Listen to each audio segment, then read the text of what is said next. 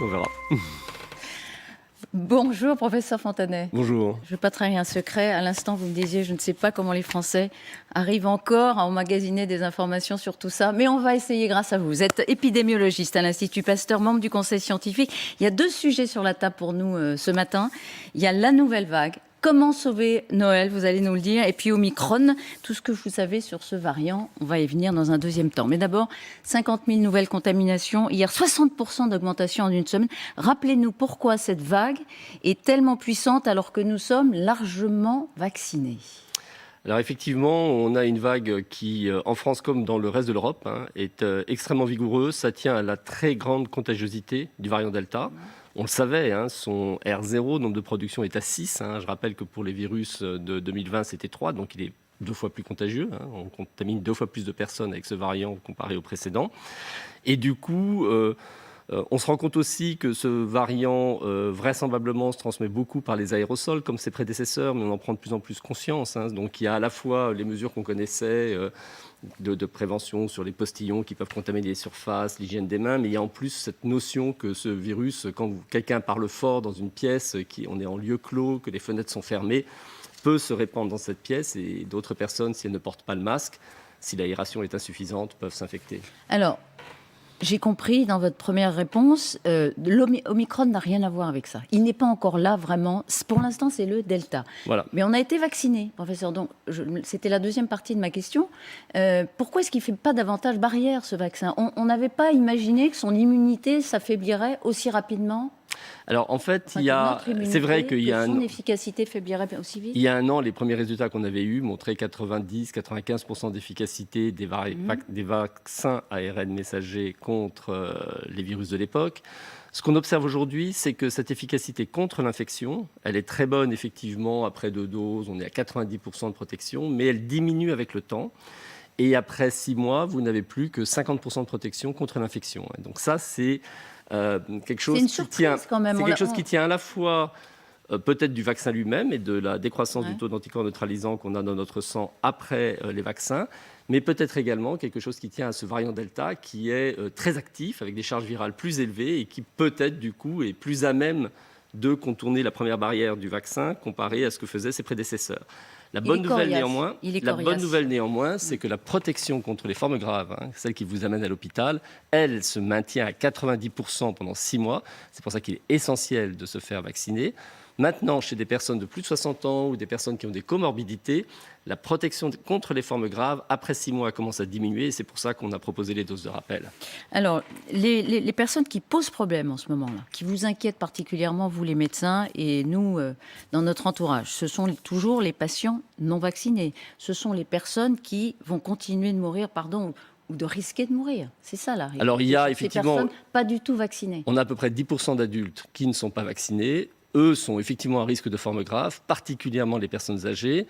Je rappelais récemment que pour une personne de plus de 80 ans qui n'est pas vaccinée, si elle est infectée, et on est face à un virus extrêmement transmissible, son risque de décéder est de l'ordre de 10%, même probablement un peu plus. Donc quand on sait qu'on a aujourd'hui des vaccins qui sont sûrs et efficaces, c'est vraiment une perte de chance incroyable que de ne pas se vacciner. Après, les autres personnes qui nous inquiètent, ce sont les personnes qui sont, comme je le disais, qui ont eu une primo-vaccination complète avec les 2 doses, mais qui sont à 5-6 mois de cette deuxième dose et qui sont à risque de formes graves. Je parle des gens de plus de 60 ans, les personnes qui ont des comorbidités, notamment le surpoids, mais aussi hypertension, diabète, maladies respiratoires, cardiaques, etc. Et ces personnes-là doivent avoir leur dose de rappel en priorité. Parce que dans le fond, s'ils ne font pas cette dose de rappel, cette population particulière, ça voudrait dire qu'on revient à zéro pour elle. On ne revient pas à zéro, mais la baisse de la protection contre les formes graves qui se maintenait jusqu'à 90% pendant 6 mois, elle commence à descendre, 80%. On n'a pas beaucoup plus de recul, puisque les données nous viennent d'Israël, qui a été les premiers pays à vacciner beaucoup avec ces vaccins ARN messagers. Et on voit bien qu'en absence de dose de rappel, pour les personnes à risque, les formes graves peuvent survenir après un certain délai. Donc là, il y a effectivement urgence pour ces personnes à aller se faire vacciner, à recevoir cette dose de rappel.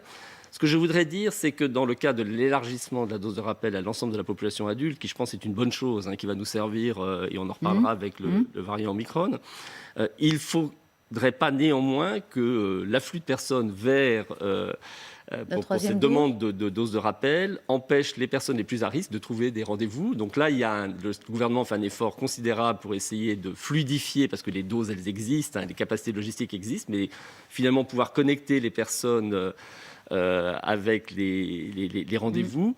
Et il faut peut-être prioriser des parcours pour les personnes à risque, parce que de forme grave, je disais les plus de 60 ans. Ça n'est pas fait ? Je ne sais pas dans quelle mesure c'est possible aujourd'hui et comment ça s'est organisé. C'est très important ce que vous dites, parce qu'il y a des personnes, notamment des leaders politiques, qui utilisent cet argument en disant la dose de rappel, ce n'est pas la priorité. Il ne faut pas oublier ceux qui n'ont pas du tout été vaccinés. On est en train de prendre des risques inouïs pour elles. Je ne dirais pas ça. Les personnes qui ne se sont pas vaccinées, on sait qu'elles sont très réticentes à la vaccination, qu'il faut continuer d'essayer de les persuader, mais que là, on a une marge de gain qui est assez limitée. Là, je parle plus des personnes qui ont déjà fait leur primo-vaccination et qui se disent la dose de rappel, c'est peut-être pas si essentiel. Pour une catégorie de la population que j'ai déjà citée, si elle est vraiment urgente. Pour les autres, c'est important aussi, il faut le faire. Mais il faudrait qu'on priorise les circuits de façon à ce que les personnes qui sont à risque... c'est pas fait pour l'instant. Je ne saurais pas vous dire comment ça s'organise. Vous savez, ça, c'est des choses qui se sont mises en place en une semaine, 15 jours. Au début, il y a toujours un moment où on n'arrive pas parce que les centres ne sont pas ouverts. Et il y a peut-être des opportunités d'aller se faire vacciner dans ces pharmacies, par exemple, chez les médecins traitants, que les personnes ne connaissent pas et n'ont pas encore exploité. C'est-à-dire que beaucoup vont sur Doctolib et puis là se rendent compte que c'est complètement saturé. Alors, j'ai regardé, par exemple, pour moi... pour faire un test. À Paris, dans mon arrondissement, mon prochain rendez-vous sur Doctolib, c'est en février, fin février. Non. Bon, alors, il y a les pharmacies, il y a les généralistes, il faut chercher d'autres Voilà, il faut chercher d'autres pistes, elles existent. Et puis ça va, je pense, se débloquer dans les jours qui viennent, parce qu'il y a eu un afflux énorme de demandes à partir du moment où la dose de rappel a été élargie à l'ensemble de la population adulte. Ce que je disais juste, c'est qu'il ne faut pas que ça se fasse au détriment des personnes les plus à risque, qui doivent se vacciner en priorité, et que là, tout ce qui peut être fait pour leur donner un accès est important. Donc ça, c'est une recommandation que vous faites. Attention, prioriser, c'est très important dans la période. Augmenter évidemment la capacité du rappel, mais prioriser à l'intérieur de cette couverture vaccinale. Et ce que vous dites, c'est que les personnes qui hésitent à faire la 3e dose, professeur Fontanet, elles jouent quand même un jeu dangereux. Alors elles jouent un jeu dangereux, puisqu'il faut aussi savoir que ce qu'on a appris avec cette dose de rappel, quand on a regardé les données d'Israël, c'est que d'une part, un mois après la dose de rappel, vous avez des concentrations d'anticorps qui sont 5 à 10 fois supérieures à celle que vous aviez un mois après la 2e dose. Donc on a vraiment un saut quantitatif assez considérable dans la production d'anticorps après la dose de rappel. On observe aussi que les personnes qui ont reçu une dose de rappel divisent par 10 leur risque d'infection et par 20 leur risque d'hospitalisation par rapport à des personnes qui avaient eu 2 doses. Donc là, on voit aussi qu'il y a un gain en protection qui est considérable.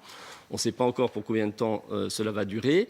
Mais tout ça nous fait dire que finalement, peut-être que le bon schéma vaccinal pour le SARS-CoV-2, c'est une primo-vaccination avec 2 doses espacées d'1 mois, et puis un rappel 5 mois plus tard ou 6 mois plus tard, comme c'est le cas pour beaucoup d'autres vaccins. C'est ce qu'on fait pour le vaccin hépatite B, papillomavirus, donc ça n'a rien d'exceptionnel.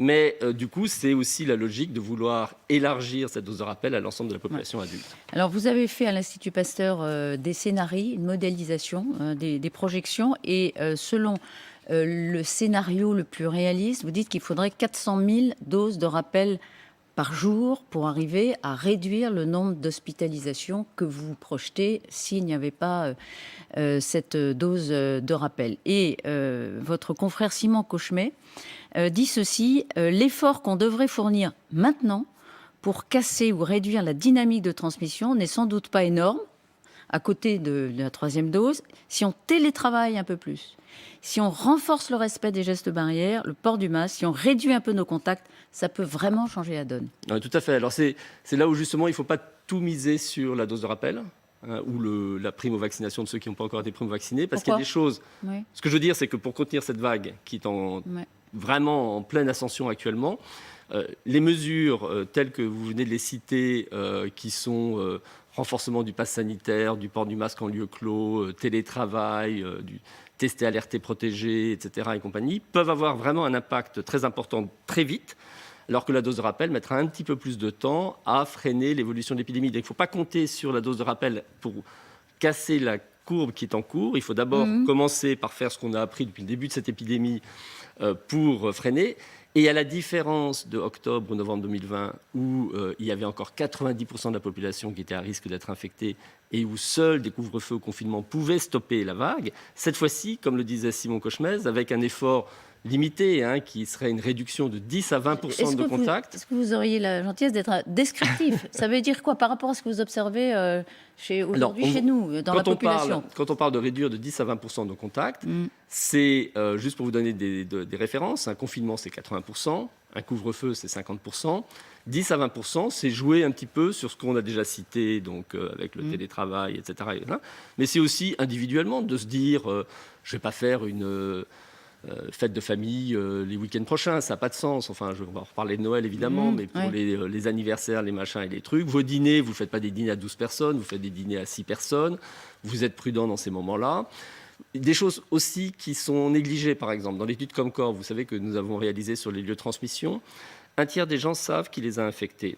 Et dans la moitié des cas, cette personne était symptomatique au moment du contact infectant. Et ça n'a pas de sens. Quand vous avez des symptômes, vous restez chez vous, vous vous faites tester, et puis, mais vous n'allez pas au travail, vous n'allez pas rencontrer la famille, des amis.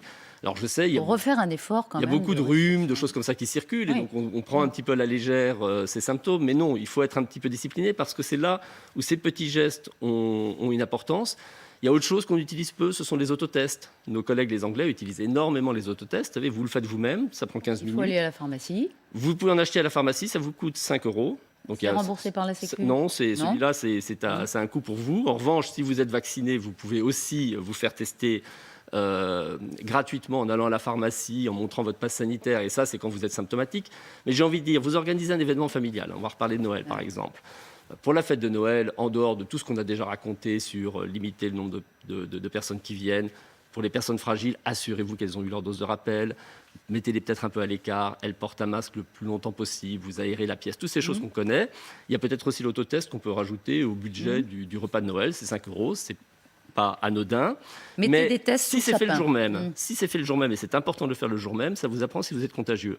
Et du coup, si vous avez un autotest positif, bien évidemment, vous ne vous rendez pas dans le lieu concerné. Et sachez simplement que les Anglais, par exemple, l'utilisent beaucoup aujourd'hui. À l'instant, justement, une parenthèse. À l'instant, on apprend que le Royaume-Uni vient d'approuver un traitement à base d'anticorps monoclonaux. Je n'ai pas le nom du laboratoire. GSK, il m'a dit à l'oreillette. GSK. Voilà. Est-ce que c'est une piste intéressante? Est-ce que nous aussi, on doit aller sur ce terrain? GSK, traitement à base d'anticorps monoclonaux. Le Royaume-Uni va tout de suite le prescrire. Alors, il y a déjà plusieurs anticorps monoclonaux qui sont disponibles. Leur intérêt, il est surtout pour des personnes qui ont un déficit immunitaire sévère et qui n'arrivent pas, avec la vaccination, à produire des anticorps. On parle des gens qui ont été des transplantés d'organes, des insuffisants rénaux sous dialyse, de personnes qui ont des chimiothérapies. On leur fait 2 doses de vaccin, on fait une 3e dose, ils n'arrivent pas à avoir des anticorps. Pour ces personnes, les anticorps monoclonaux peuvent finalement donner, pour l'instant en perfusion, mais bientôt par des injections sous-cutanées ou intramusculaires, leur fournir les anticorps qu'ils n'arrivent pas à produire avec des vaccins, et du coup leur donner une protection qui, avec certains anticorps monoclonaux, pourra durer 3 à 6 mois. Et ça, c'est vraiment important pour eux. Après, ça peut aussi être utilisé en urgence chez des personnes qui sont à risque de forme grave et qui commencent à développer des symptômes. Mais là, il faut agir très vite. Il faut les donner dans les 5 premiers jours. D'accord, c'est très clair. C'est des cibles très particulières que vise ce médicament. Qui est en France ou pas? Oui, il y a déjà des anticorps monoclonaux en France. Mais pas celui-là, pas forcément. Alors, il y en a celui-là. toute une gamme. Et actuellement, c'est quelque chose qui n'est peut-être pas suffisamment su, j'irais presque dire, y compris dans la communauté médicale, à savoir que quand vous avez un patient à risque de forme grave et que vous pouvez le détecter tôt après le début des symptômes, orientez-le. Pour l'instant, ça se donne en perfusion d'1 heure, donc ça se fait dans les cadres d'une hospitalisation d'une demi-journée. Prochainement, ça pourra se faire en sous-cutané, en intramusculaire, et ce sera beaucoup plus facile d'utilisation. Question, j'en ai encore beaucoup. Réponse brève. Plus de télétravail, évidemment, vous le préconisez? Ça fait partie de toute la gamme des outils qui peuvent être utilisés, et ça a son utilité, bien sûr. Jauge renforcée dans les lieux publics et dans les magasins. On se rappelle quand on faisait la queue pour entrer dans sa grande, moyenne ou petite surface. Est-ce que ça, il faudrait... Parce que pour l'instant, il n'y a plus de jauge dans les magasins, pratiquement. Alors, ce qu'il faut, c'est éviter, évidemment, tout ce qui sera cohue. Et puis là, on pense aux courses de Noël. Là, il y aura un travail de de fluidification des entrées et des sorties. Dans les études qu'on a pu faire sur les lieux de transmission, l'étude Comcor, on n'a pas retrouvé pour l'instant, depuis le début de l'épidémie, de surrisque associé à la fréquentation des supermarchés et des grandes surfaces, ce qui est une bonne nouvelle. Néanmoins, il faut évidemment rester vigilant puis que le bon sens prenne le dessus. Quand on arrive dans des moments où on l'a vu, les courses de Noël, les gens s'entassent, là, il faudra faire attention. Omicron. Que sait-on? D'abord, 13 cas suspects en France. Suspect, ça veut dire quoi, suspect? Alors, ça veut on dire n'est pas sûr que ce soit des... Non, on n'a pas encore la confirmation. Dans leur organisme. On a ce qu'on appelle des PCR de criblage qui peuvent être faites chez toutes les personnes qui ont eu une PCR positive et qui donc disent qu'elles sont infectées. Cette PCR de criblage peut présenter des anomalies qui vous disent attention, suspicion du variant Omicron. Il y a notamment une délétion sur le génome de ce variant qui fait que la PCR ne répond pas de la même façon chez ces patients. Et à ce moment-là, on envoie le prélèvement pour un séquençage et c'est le séquençage qui vous dit si c'est Omicron ou pas. D'accord, donc c'est pas sûr. Mais si c'est pas eux, c'est pas ces 13 cas, ce seront d'autres. De toute façon, il arrive. Pour l'instant, il est déjà là même. On se rend compte qu'il a été détecté dans beaucoup de pays européens et qu'inévitablement, il va effectivement se répandre. Est-ce qu'on est sûr qu'il est plus contagieux? Est-ce que c'est une certitude? Non, on n'a pas encore de certitude là-dessus. Est-ce qu'il y a une forte suspicion?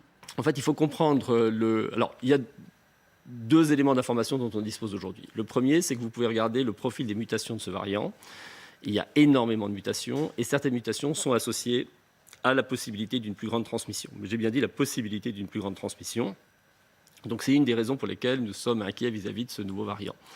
La deuxième chose, c'est qu'en Afrique du Sud, qui est le pays qui jusqu'à présent a aussi les meilleures capacités diagnostiques, c'est pour ça qu'ils ont été les premiers à donner l'alerte, mais qui nous envoient des informations, on voit qu'il est présent beaucoup autour de Johannesburg, mais également dans le reste du pays.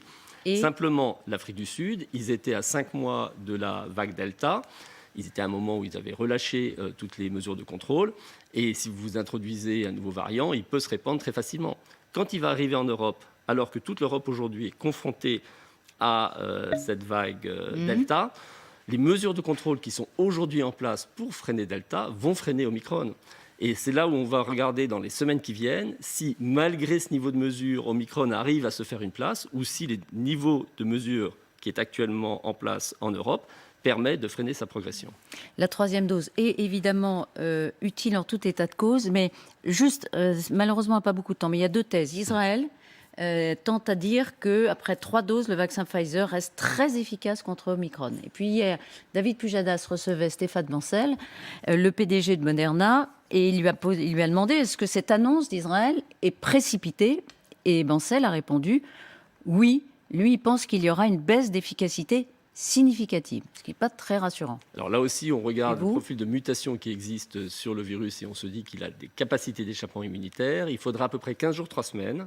Et seulement dans 15 jours, 3 semaines, on pourra se prononcer pour avoir les premiers résultats de tests qu'on appelle de neutralisation. Vous prenez le sérum de personnes qui sont vaccinées et vous regardez si ce sérum qui contient des anticorps peut neutraliser le virus en culture. Ça nous prendra 3 semaines et là, ce sera les premières informations tangibles que l'on aura sur ce... Le 15-20 décembre. Voilà, les premières informations tangibles sur la capacité de ce virus à échapper à la réponse immunitaire qu'on a eue après les vaccins. D'ici là, notre destin est entre les mains. Si on veut préserver Noël, vous nous l'avez dit, il faut s'auto-responsabiliser à nouveau et aller faire la 3e dose.